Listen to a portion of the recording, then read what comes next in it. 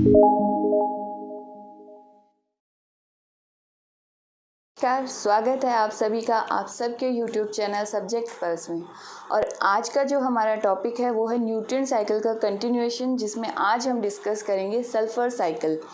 Phosphorus और sulphur जो element होते हैं वो हमें सेडिमेंट्री जो साइकिल्स होती हैं उनसे मिलते हैं। तो इसका जो हमारा सोर्स जो होता है सल्फ़र का वो होता है सेडिमेंट्री रॉक्स। और हम अगर बात करें कि ह्यूमन मेड कौन कौन से सोर्सेस है जिनसे हमें सल्फ़र मिलता है या जिनसे एटमॉस्फेयर में सल्फ़र पहुंचता है, तो वो हमारा हो जाता है स्मेल्टिंग का प्रोसेस, जिसके अंदर बड़े बड़े पत्थरों को काट कर छोटे पत्थर बनाए जाते हैं। और इसके अलावा फॉसिल फ्यूल बर्निंग, यानी जो साधन हम यूज़ करते हैं ट्रांसपोर्ट के लिए, उसके प्रोसेस में जब जो गैसेस रिलीज़ होती हैं एटमॉस्फेयर में, तो भारी मात्रा में सल्फ़र डाइऑक्साइड जो होती है वो पहुंचती है एटमॉस्फेयर में। तो वो जो हो जाता है एक सोर्स होता है हमारे सल्फ़र का एटमॉस्फेयर में। तो चलिए शुरू करते हैं। सोर्सेस जो होंगे हमारे वो हमारे हो जाते हैं सेडिमेंट्री रॉक्स, जो कि एक मेजर सोर्स है सल्फ़र का। और इसके अलावा अगर हम डिस्कस करें तो ह्यूमन मेड जो एक्टिविटीज़ होती हैं, ह्यूमन मेड सोर्स जो हो जाएंगे वो हमारे हो जाएंगे स्मेल्टिंग एंड फॉसिल फ्यूल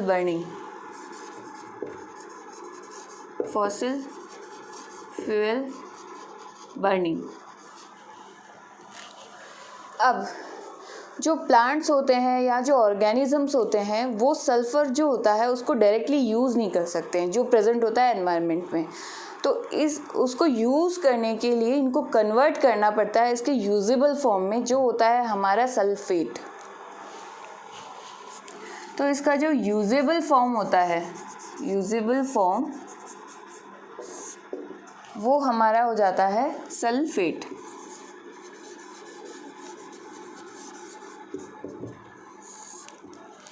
बिना इसको कन्वर्ट किए जो प्लांट्स होते हैं वो इसको अब्जॉर्ब नहीं कर पाते हैं, तो उसका कोई यूज़ नहीं होता है अगर इसका कन्वर्जन नहीं होता है तो। और थर्ड जो चीज़ आती है वो आती है कि इसका इम्पोर्टेंस क्या है, सल्फ़र का इम्पोर्टेंस। तो सल्फ़र जो होता है वो अमाइनो एसिड, जो सल्फ़र कंटेनिंग अमाइनो एसिड होते हैं जो कि प्रोटीन बनाते हैं, जो प्रोटीन होता है वो एंजाइम बनाते हैं। तो हमारी बॉडी की प्रॉपर फंक्शनिंग के लिए, मेटाबॉलिज्म के लिए और अदर एक्टिविटीज़ के लिए हमें एंजाइम्स की ज़रूरत पड़ती है। वो एंजाइम्स जो बनते हैं अमाइनो एसिड से। तो जो टोटल जो मेन एसेंशियल जो अमाइनो एसिड होते हैं वो 20 होते हैं। उसमें से 2 या 3 ऐसे अमाइनो एसिड होते हैं जो कि सल्फ़र कंटेनिंग होते हैं, जैसे सिस्टीन, सिस्टाइन, मिथियोनाइन। ये जो अमाइनो एसिड होते हैं इनमें sulphur as a component added होता है। तो इन अमाइनो एसिड के लिए सल्फ़र बहुत ही इम्पॉर्टेंट हो जाता है, जिससे बनते हैं प्रोटीन। और उन्हीं प्रोटीन से बनता है वाइटामिन्स भी हो सकता है, हार्मोन्स भी हो सकते हैं। तो ये क्यों इम्पॉर्टेंट हो गया? For the formation of amino acids, proteins, vitamins and hormones. तो इसमें हमारे हो जाते हैं सल्फ़र कंटेनिंग अमाइनो एसिड्स, और इसके बाद में हो जाते हैं प्रोटीन्स, वाइटामिन्स एंड हार्मोन्स। इन सभी के लिए हमें सल्फ़र की ज़रूरत पड़ती है। तो ये जो सल्फ़र साइकिल होती है इसमें जो माइक्रो ऑर्गेनिज़म्स जो होते हैं, बैक्टीरिया, वो बहुत ही इम्पॉर्टेंट रोल प्ले करते हैं। क्योंकि जो सल्फ़र होता है वो 2-3 फॉर्म्स के अंदर जो है वो सर्कुलेट होता है हमारे इकोसिस्टम में, हमारे एनवायरनमेंट में, चाहे वो हाइड्रोस्फीयर हो, लिथोस्फीयर हो, बायोस्फीयर हो या एटमॉस्फेयर हो। इन सभी के अंदर वो डिफरेंट फॉर्म्स में सर्कुलेट होता है एक साइक्लिक मैनर में। और उस पूरे साइक्लिक प्रोसीजर में हमें हेल्प चाहिए होती है इन बैक्टीरियाज़ की, ताकि हम उसे यूजेबल फॉर्म में कन्वर्ट कर सकें और उसको वापस एनवायरनमेंट में भेज सके, ताकि ये जो साइकिल है ये कंटिन्यूसली चलती रहे। तो चलिए शुरू करते हैं। आज की जो हमारी साइकिल है उसका डायग्रामेटिक रिप्रेजेंटेशन हम देख लेते हैं। तो सबसे पहले जो आती है जो सेडिमेंट्री रॉक्स होती है उसके अंदर ये जो सल्फ़र होता है वो एलिमेंटल सल्फ़र बोलते हैं हम, उसके फॉर्म में प्रेजेंट होता है। तो एलिमेंटल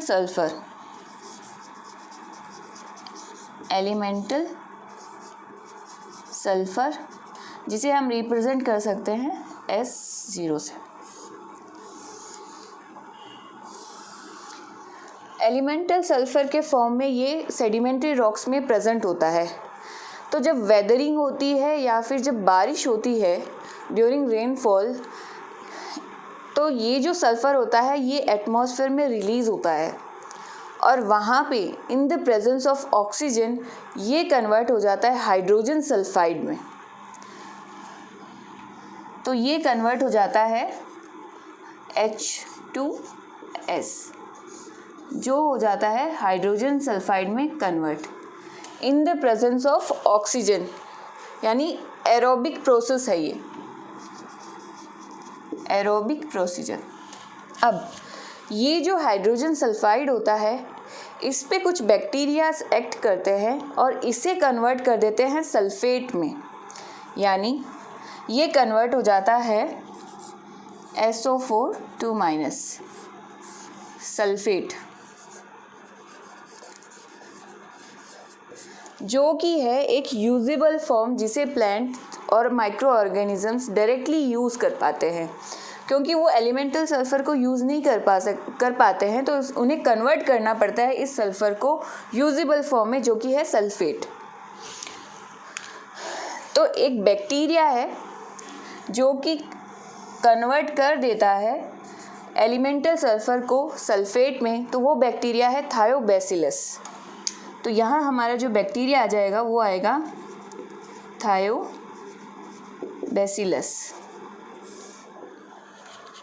और ये भी एक एरोबिक प्रोसीजर है। अब कुछ बैक्टीरियाज ऐसे होते हैं जो कि हाइड्रोजन सल्फाइड जो है उसे भी कन्वर्ट कर देते हैं सल्फेट में, ताकि प्लांट्स और माइक्रो ऑर्गेनिजम्स जो हैं उसको डायरेक्टली यूज़ कर पाए। तो वो कौन कौन से बैक्टीरिया हैं चलिए देखते हैं। तो यहाँ हमारा आ जाता है बैसिलस एंड सूडोमोनास। ये जो है वो कन्वर्ट कर देते हैं H2S हाइड्रोजन सल्फाइड को सल्फेट के अंदर, जो कि है एक यूजेबल फॉर्म। अब क्योंकि ये सल्फेट सॉइल में प्रेजेंट है, माइक्रो ऑर्गेनिजम्स ने इसको यूजेबल फॉर्म में कन्वर्ट कर दिया है, तो प्लांट्स जो होंगे वो इसे डायरेक्टली ले सकते हैं अपनी रूट्स के थ्रू। जो रूट हेयर्स हैं उनसे वो अब्जॉर्ब कर लेते हैं सल्फेट को सॉइल से। तो यहाँ से जो है सल्फेट पहुँचेगा प्लांट्स में, और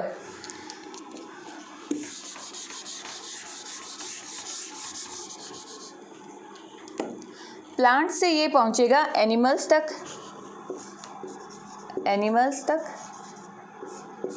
in the form of food. जब वो इन प्लांट्स को खाएंगे अपने भोजन के लिए, तो ये जो होगा प्रोटीन या अमाइनो एसिड के फॉर्म में पहुंच जाएगा एनिमल्स तक। अब जब इन प्लांट्स का और एनिमल्स का डिकम्पोजिशन होता है, यानी इनका जब डेथ एंड डीके होता है, तो यहाँ हम लिख लेते हैं dead plants and animals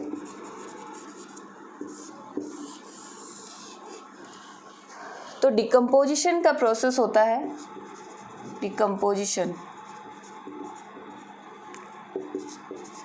death, DK.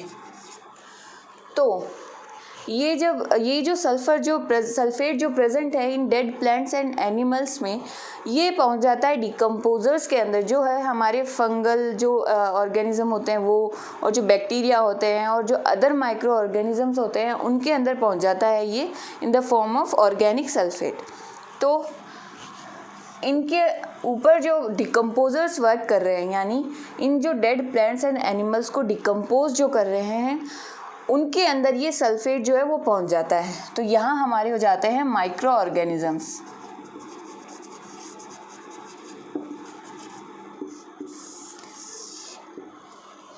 तो ये सल्फेट जो हो गया ये पहुंच गया माइक्रो ऑर्गेनिजम्स तक। तो जब इनका डेथ होता है, यानी इन माइक्रो ऑर्गेनिजम्स की डेथ होती है, तो ये जो सल्फ़र होगा ये पहुंच जाएगा एटमॉस्फेयर में और कन्वर्ट हो जाएगा इनऑर्गेनिक सल्फेट में इनके डेथ से। और कुछ माइक्रो ऑर्गेनिजम्स जो होते हैं वो डायरेक्टली अपटेक कर लेते हैं सॉइल में जो सल्फेट प्रेजेंट होता है उसे, और ये पहुंच जाएगा इन माइक्रो ऑर्गेनिजम्स में। तो यहाँ ये जो ऑर्गेनिजम्स है ये डायरेक्टली सल्फेट को प्लांट्स से न लेके सॉइल से डायरेक्टली ले लेते हैं। अब सेकंड जो प्रोसीजर आता है वो आता है कि ये जो हाइड्रोजन सल्फाइड होता है ये कन्वर्ट हो सकता है मेटेलिक सल्फाइड में। ये कन्वर्ट हो सकता है मेटेलिक सल्फाइड में, यानी ये जो हाइड्रोजन सल्फाइड है ये अदर जो मेटल प्रेजेंट होते हैं उनके साथ रिएक्ट करके बना लेता है मेटेलिक सल्फाइड। और ये जो मेटेलिक सल्फाइड है और ये जो डेड प्लांट्स एंड एनिमल्स हैं इनसे जो सल्फाइड होता है वो पानी के थ्रू, जैसे नदी बह रही है, रिवर्स के थ्रू, स्ट्रीम्स के थ्रू और सॉइल इरोजन से क्या होता है ओशन तक पहुंच जाती है।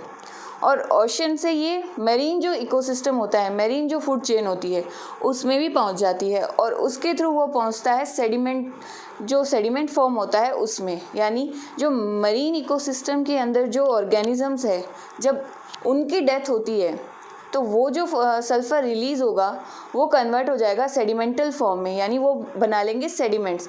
तो वहाँ हमें मिलेगा फेरस सल्फाइड।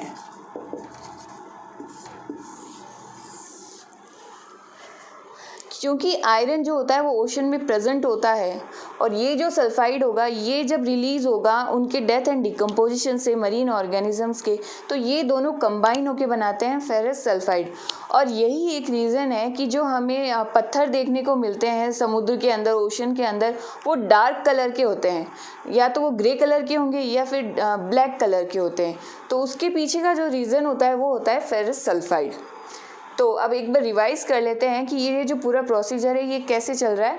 हाँ, एक और जो इम्पॉर्टेंट चीज़ हमें ध्यान रखनी है वो है कि ये जो हाइड्रोजन सल्फाइड है जब ये साइकिल पूरी चलती है तो ये हाइड्रोजन सल्फाइड वापस कैसे कन्वर्ट होता है एलिमेंटल फॉर्म में। तो दो बैक्टीरिया हैं जो कि एनएरोबिकली यानी ऑक्सीजन की एब्सेंस में कन्वर्ट करते हैं हाइड्रोजन सल्फाइड को एलिमेंटल सल्फर के अंदर। वो हैं ये हमारा एनएरोबिक प्रोसीजर होगा जिसमें हमारे बैक्टीरिया जो हैं वो इन्वॉल्व होंगे, क्लोरोबियम एंड क्रोमैटिडियम। ये बैक्टीरिया कन्वर्ट करेंगे हाइड्रोजन सल्फाइड को एलिमेंटल सल्फर में, जो कि जहाँ से हमारी साइकिल शुरू हुई थी वहाँ पे वापस पहुँच गई है। तो चलिए एक बार रिवाइज कर लेते हैं। क्या होता है कि एलिमेंटल सल्फर जो होता है वो सेडिमेंट्री रॉक्स में प्रेजेंट होता है जो कि एक यूजेबल फॉर्म नहीं है, तो इसे कन्वर्ट करना पड़ता है हमें सल्फेट के अंदर। तो उसमें हमारी हेल्प करते हैं माइक्रो ऑर्गेनिजम्स, बैक्टीरिया मेनली। तो थायोबैसिलस कन्वर्ट करता है डायरेक्टली एलिमेंटल सल्फर को सल्फेट में। और एक प्रोसीजर वो है जो है हाइड्रोजन सल्फाइड जो होता है उसमें कन्वर्ट होके ये वापस कन्वर्ट हो जाता है सल्फेट में। इसमें दो रिएक्शन इन्वॉल्व होगी और इसमें कम से कम 3 या 4 बैक्टीरिया इन्वॉल्व होते हैं प्रोसीजर में। तो जब ये सल्फेट जो कि यूजेबल फॉर्म है उसमें कन्वर्ट हो जाता है तो ये पहुंचता है प्लांट्स तक, प्लांट्स से ये पहुंचता है एनिमल्स तक, और जब इनका डेथ एंड डिकम्पोजिशन होता है तो ये पहुंचता है डिकम्पोजर्स तक। और जब उन डिकम्पोजर्स की डेथ होती है तो या तो ये जो सल्फेट होगा ये डायरेक्टली रिलीज़ हो जाएगा एटमॉस्फेयर के अंदर, और अगर एटमॉस्फेयर में रिलीज़ हो जाता है और जो थोड़ा बहुत बचता है वो पहुंच जाता है सॉइल के अंदर, और वहाँ से ये पहुंचता है ओशन के अंदर। ओशन में हमें इसके सेडिमेंट्स मिलते हैं फेरस सल्फाइड के फॉर्म में, और ये एक अगर लंबा प्रोसीजर चलता है यानी काफ़ी सालों में ये कन्वर्ट हो जाता है मेटेलिक सल्फाइड में और सेडिमेंट्स में, जहाँ से ये वापस पहुँच जाते हैं सेडिमेंटल रॉक्स तक। ये थी हमारी पूरी साइकिल। अब आपको जो इस चीज़ के अंदर ध्यान रखना है वो कि कौन कौन से बैक्टीरियाज इसमें इन्वॉल्व हैं और कौन कौन से वो फॉर्म्स है, जैसे कि एलिमेंटल सल्फ़र है, सल्फेट है, हाइड्रोजन सल्फाइड है और एक है SO2 यानी जब इन सेडिमेंट्री फॉसिल जो होते हैं, फॉसिल फ्यूल जो हम अर्थ से एक्सट्रैक्ट करते हैं, तो जब उसकी जो बर्निंग होती है, यानी हम अपने ट्रांसपोर्ट के लिए और इंडस्ट्रियल एक्टिविटीज़ के लिए उसे यूज़ करते हैं, तो उस प्रोसीजर में ये जो सल्फेट होता है ये सल्फ़र डाइऑक्साइड फॉर्म के अंदर एटमॉस्फेयर में रिलीज़ होता है, जो कि एक पॉल्यूटेंट है। और जब बारिश होती है तो ये जो एसिड होता है SO2, ये एसिड रेन के रूप में नीचे पहुंचता है, यानी अर्थ तक नीचे पहुंचता है, एटमॉस्फेयर से बायोस्फीयर तक। और ये जो होता है ये बहुत ही हार्म पहुंचाता है माइक्रो ऑर्गेनिजम्स को, हमारी जो बिल्डिंग्स को जो होती हैं उनके अंदर आपने देखा हो एक येलोइश कलर में टर्न हो जाता है। जो वाइट बिल्डिंग्स होती हैं उनका जो कलर है वो येलो कलर में टर्न हो जाता है। ये सब होता है एसिड रेन की वजह से। तो ये इसका एक नेगेटिव पॉइंट है। तो ये थी हमारी आज की साइकिल, सल्फ़र साइकिल। और हमारी जो नेक्स्ट साइकिल होगी वो होगी नाइट्रोजन साइकिल, जो कि बहुत इम्पॉर्टेंट है। तो अगर आपको इस पूरी साइकिल में कोई भी कन्फ्यूजन हो तो आप हमें नीचे कमेंट सेक्शन में कमेंट कर सकते हैं। और अगर आपको हमारा वीडियो पसंद आया है तो प्लीज़ हमारे चैनल को लाइक, शेयर एंड सब्सक्राइब करना ना भूलें। Thank you.